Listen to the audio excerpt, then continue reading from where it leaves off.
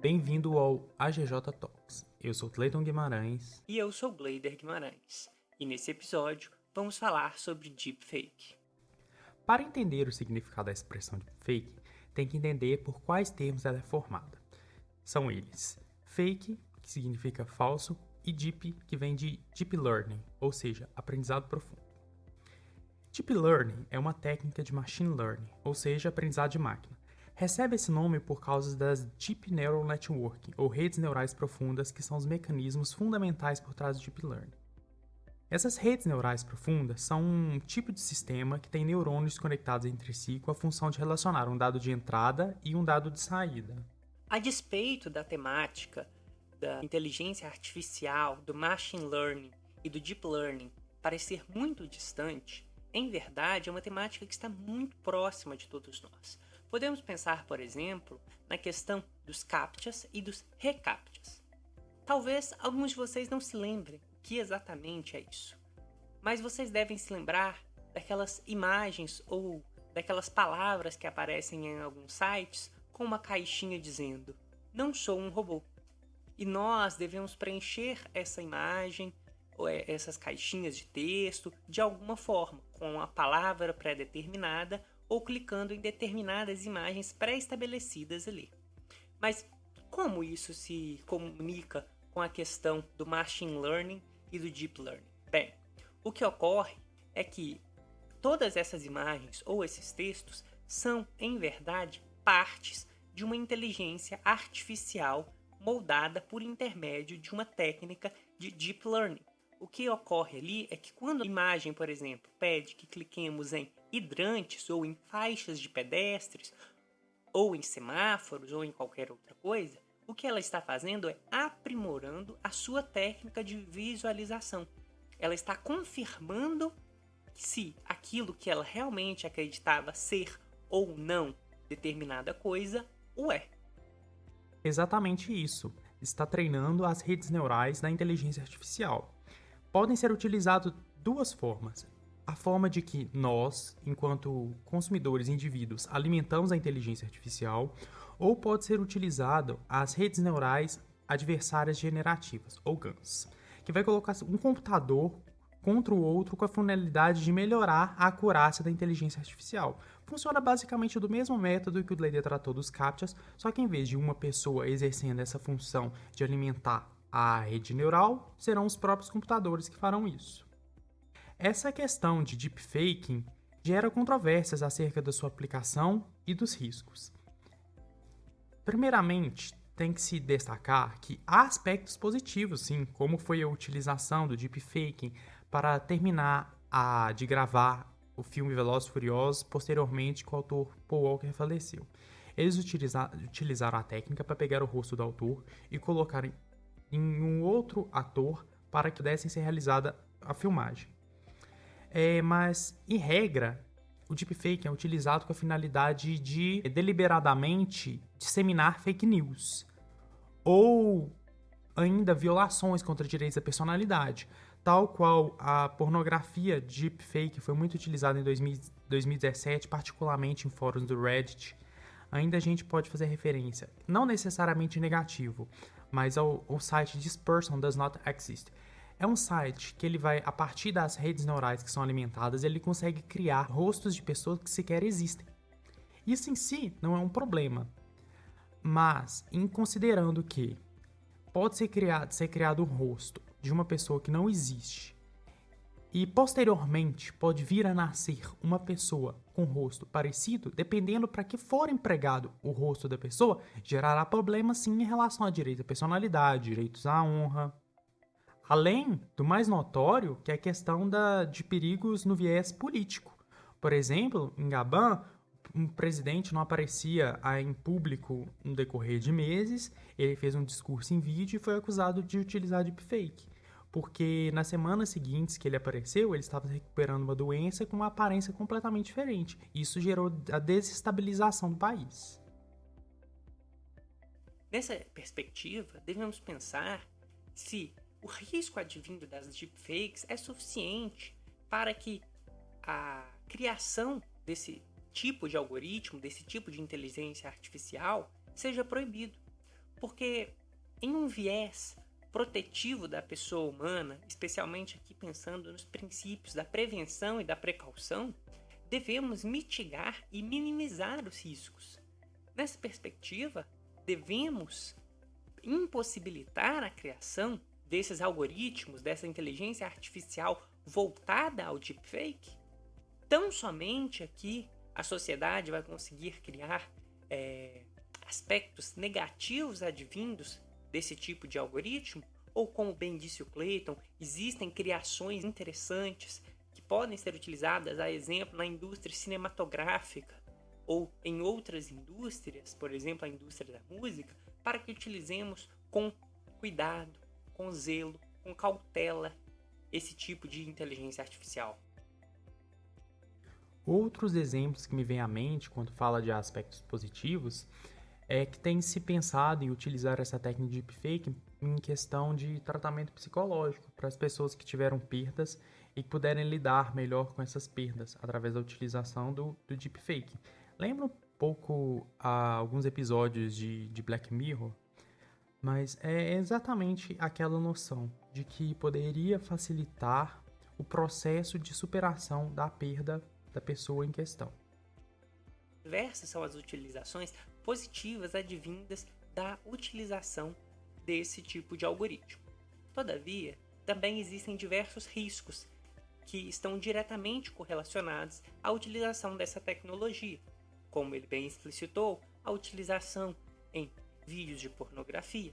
Por exemplo, podemos pensar aqui que os primórdios da utilização dessa tecnologia de deepfake, a atriz Gal Gadot, conhecida principalmente por seu papel como Mulher Maravilha, diversos vídeos dela realizando atos de natureza sexual foram publicados na internet, em diversos sites de pornografia. Ocorre que esses vídeos não eram verdadeiros. Todos esses vídeos foram criados por meio da utilização do deepfake, de modo que um vídeo original foi substituído, alguns de seus aspectos, especialmente o rosto da atriz, pelo rosto da atriz cinematográfica Gal Gadot. É bem interessante essa questão da utilização de deepfake, porque ela meio que amplia a noção dos riscos atinentes a fake news, porque ela amplia também a questão do viés da confirmação. Como nós bem tratamos no primeiro episódio do AGJ Talk sobre fake news, as pessoas têm uma tendência em acreditar em informações que lhes sejam plausíveis. Se a pessoa chegar a ver um vídeo consistente, com o rosto da pessoa, falando determinada coisa, praticando determinada atividade, para ela aquilo é verdade. Até que se prove ao contrário. E é muito difícil provar o contrário quando você tem uma inteligência artificial em um nível acurado. Então, embora achamos que não vá ser proibido esse tipo de utilização de tecnologia, visto que tem aspectos positivos, a questão é que deve-se também incentivar a produção de tecnologia para verificar se um vídeo é verdadeiro ou não, se a foto é verdadeira ou não. A inteligência artificial não é criada só com o intuito de fazer deepfakes. Também é inteligência artificial criadas para verificar se um vídeo ou foto é deepfake ou não. Então, há a todo momento uma concorrência. Há desenvolvedores fazendo inteligência artificial para um fim e desenvolvedores fazendo inteligência artificial para outro. Tal qual Amazon, Google, as maiores empresas de tecnologia do mundo estão envolvidas com essa temática. Se o direito não disse ou não dirá a respeito de uma proibição a respeito dessa temática dos deepfakes, a sociedade civil, em diversos aspectos, já deu a sua posição nessa perspectiva. O GitHub, por exemplo, o maior repositório de códigos abertos da internet, já proibiu há alguns anos o upload de dados relativos a algoritmos e a programas relacionados a deepfake. Podemos pensar aqui também em outras empresas que estavam pesquisando essa temática do deepfake para a utilização, por exemplo, em filtros, a utilização em aplicativos ou em programas que pessoas pudessem utilizar cotidianamente em suas rotinas, sem grandes problemas e sem grandes aparatos técnicos. Mas grande parte desses programas e aplicativos foram retirados. O próprio Google, por exemplo, em sua loja, a Play Store, tem tentado restringir a utilização de aplicativos que se utilizem da tecnologia do deepfake, uma vez que seus riscos são elevadíssimos. É nítido que os riscos são elevados e, obviamente, tem que ter certa responsabilidade e coerência para que haja eventual utilização, sob pena de ensejar responsabilização civil, seja dos desenvolvedores da IA, seja da pessoa que utilizou o aplicativo de deepfake para produzir determinado vídeo ou foto que tem algum tipo de violação ao direito à personalidade de determinados indivíduos. Embora seja a principal questão, seja em relação à prova. Este é o principal problema que tem que se mostrado, porque a prova se um vídeo é verdadeiro ou falso é difícil de ser feita, é caro. Então, no futuro, o judiciário vai deparar com esse tipo de problema. A produção de prova se o vídeo é verdadeiro ou não, principalmente na questão política. A justiça eleitoral logo vai ter muitos casos relativos a essa temática. Sem dúvida, essa é uma temática que deve ser amplamente discutida e não deve se restringir tão somente ao âmbito das pessoas que possuem um conhecimento aqui profundo de tecnologia e também os juristas que tentam se aprofundar nessa temática para possibilitar a compreensão aqui tanto doutrinária quanto jurídica sobre esse assunto. Podemos pensar aqui que a utilização desses algoritmos e desse tipo de deepfake é de cada vez mais difícil verificação. Nesse sentido, temos aqui uma concorrência clara entre pessoas que tentam cada vez mais criar deepfakes com maior veracidade e, de outro lado, temos pessoas que tentam expor todas essas deepfakes com medo dos potenciais riscos que elas podem causar. Ademais, temos que pensar também que foi anunciado já em 2021 que a tecnologia atual de deepfake, em alguns casos, não é verificável sua autenticidade ou não, de modo que o computador, o serviço que prestava toda essa verificação da veracidade ou não das deepfakes ou de um vídeo, não conseguiu comprovar a falsidade de um vídeo de deepfake, de modo que essa concorrência vai cada vez se acirrar mais e, como você bem disse, novos investimentos vão ter que ser realizados nesse sentido para expor a utilização de deepfakes. Quando falamos disso em um cenário macro, em um cenário de grandes empresas, em um cenário de utilização em produções cinematográficas, não há grandes problemas. Mas como você bem disse, e quando falamos de provas dentro do âmbito processual? Podemos pensar aqui, por exemplo, um casal que se separa e que o namorado cria um vídeo por intermédio de um deepfake da namorada nua e expõe esse vídeo na internet. Ora, se aquela não é a imagem verdadeira de sua namorada, mas tão somente uma criação de uma inteligência artificial, de nada importa. Porque para a sociedade civil aquele vídeo vai ser verdadeiro.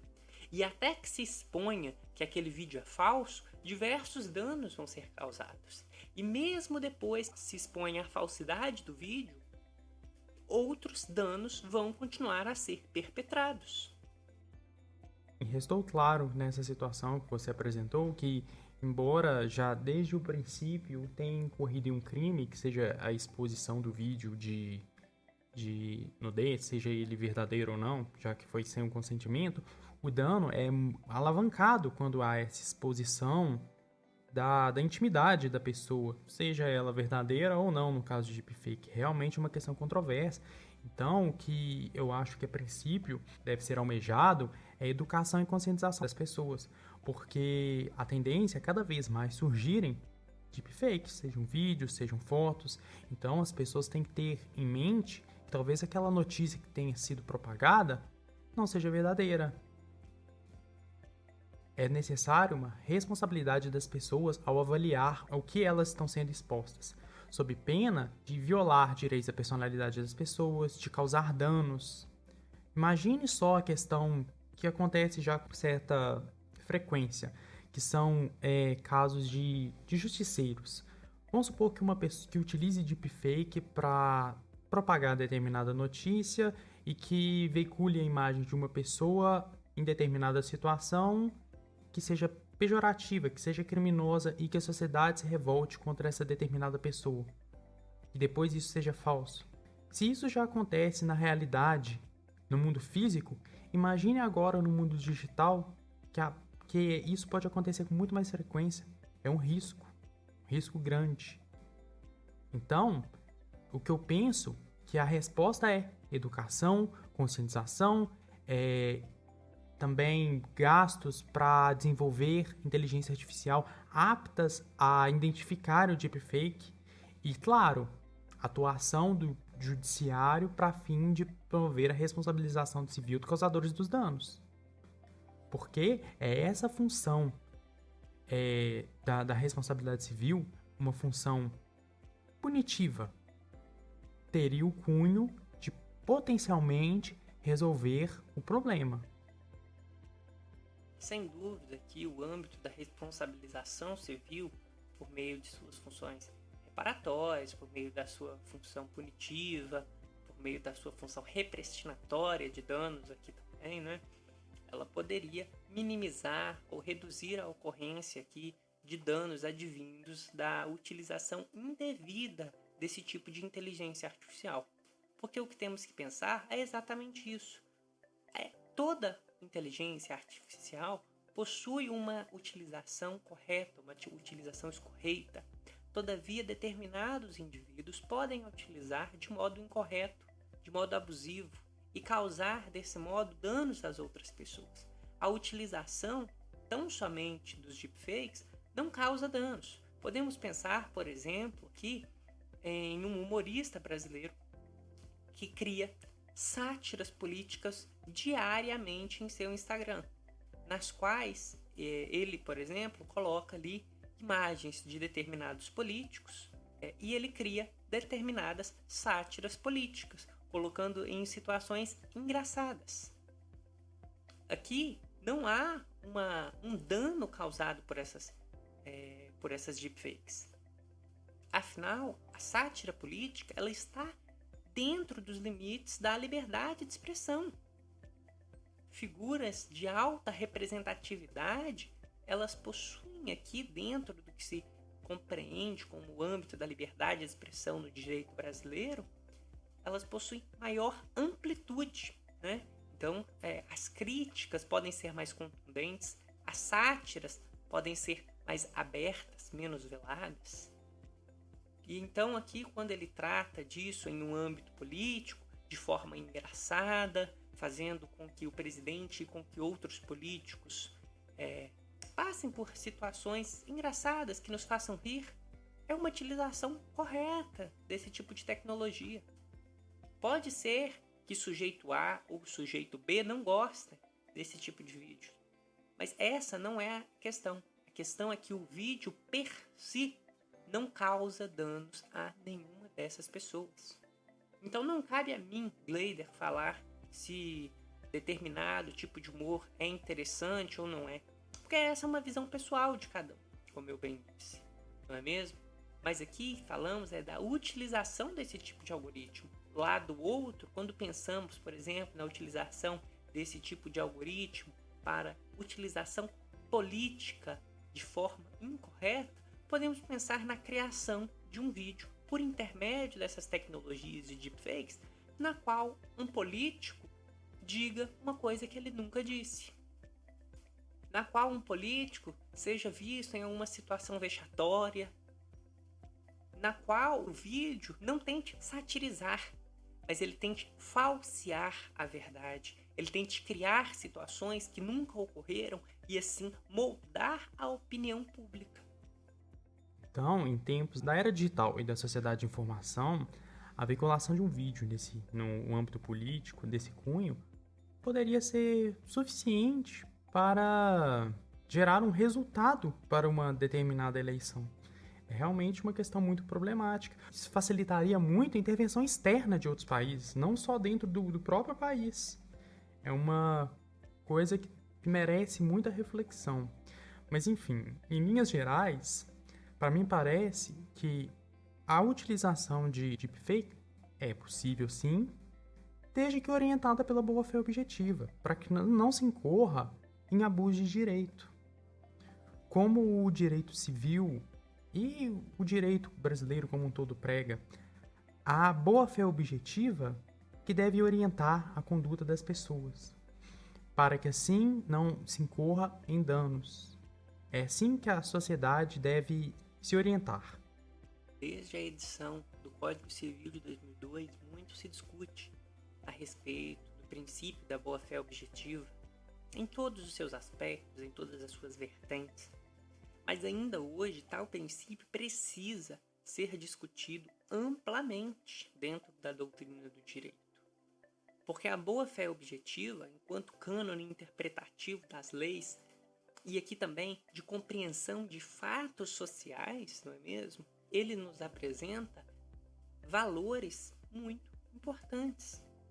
O princípio da boa-fé objetiva é um estándar comportamental que guia a atuação humana em sociedade. Ora, podemos pensar aqui que as ações que causam danos às outras, os abusos de direito, violam frontalmente o princípio da boa-fé objetiva. Nesse sentido, toda essa utilização do algoritmo, da inteligência artificial, do machine learning e do deep learning, especificamente aqui no que se trata da utilização do deepfake, tem que ser pensado e repensado. A própria pessoa deve pensar a respeito da utilização, a própria pessoa deve pensar a respeito da eventual criação de situações de risco ou de danos a outros, seja na esfera moral, seja na esfera patrimonial, porque vídeos dessa natureza podem causar danos de natureza patrimonial. Podemos aqui também pensar na utilização desse tipo de vídeo falso de forma disruptiva para estados. Ora, imagine que todas as pessoas veem na internet um vídeo no qual Kim Jong-un, uma figura emblemática no âmbito do direito internacional, afirma com todas as letras que vai lançar uma bomba nuclear. Imagine o tipo de repercussão que um tipo de vídeo dessa natureza pode causar. Não é necessário dias para que um dano de grandes proporções possa ser causado. São necessários segundos, minutos. Poucas pessoas que assistirem esse vídeo já pode causar aqui um potencial lesivo de grandes proporções. Pode causar aqui a interferência em relações entre estados. Pode ensejar uma guerra. Tudo porque uma pessoa, dentro de seu quarto, com o seu laptop, criou um vídeo falso, que a priori pensou que seria muito engraçado criar esse tipo de sátira. Mas seria isso uma sátira?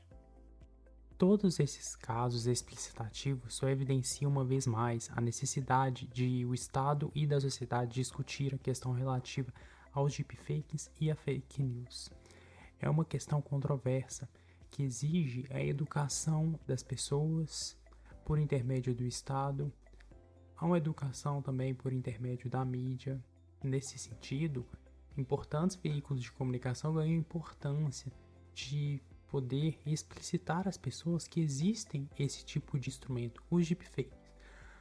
A questão é que o primeiro critério para poder se verificar a autenticidade do deepfake é a plausibilidade. Se as pessoas estiverem cientes de que existe esse tipo de instrumento, de uma forma que não for plausível, as pessoas não vão acreditar que é verdade.